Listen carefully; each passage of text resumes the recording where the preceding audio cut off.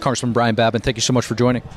Good to be with you, Steve, as always. Congressman, you just came off the House floor. Tell us about the significant vote that you casted earlier today. Well, the Laken Riley vote, I assume that's the one you're talking about. We had several votes, but that's one I think was probably the most significant that we passed today because of the open borders that we've had. We have sustained since the Biden administration took over almost 3.5 years ago. Open borders, millions coming across, 370, nearly 400 people on the terrorist watch list. It is incredible the vulnerability that we've been exposed to by the open border policies of President Biden and his Secretary of DHS, Alejandro Mayorkas. And the horrible, tragic death of 22-year-old Laken Riley is a result of that open border. And that is just one example, one horrible example of what's happening today. I'm a healthcare professional. You know, fentanyl is supposed to be in the operating room, and yet it's killing 80 to 100,000 Americans every single year, largely coming in over the southern border.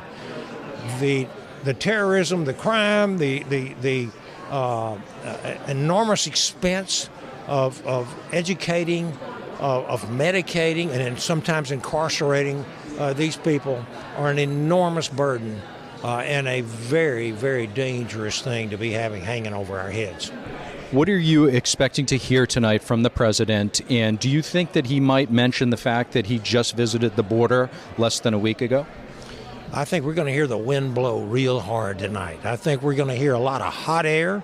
We're going to hear, give me a chance to finish the job. Well, I'm telling you, the job that he's going to finish, if he gets 4 more years, will be the ruination of the United States of America. We cannot afford to have 4 more years of Joe Biden, Alejandro Mayorkas, and Vice President Harris and the whole administration.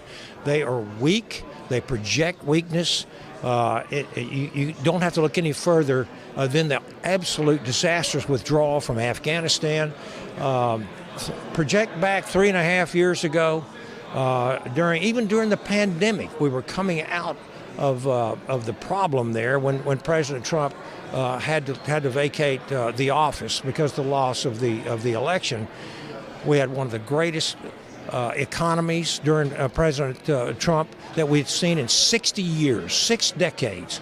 We had people, our allies and adversaries alike respected us.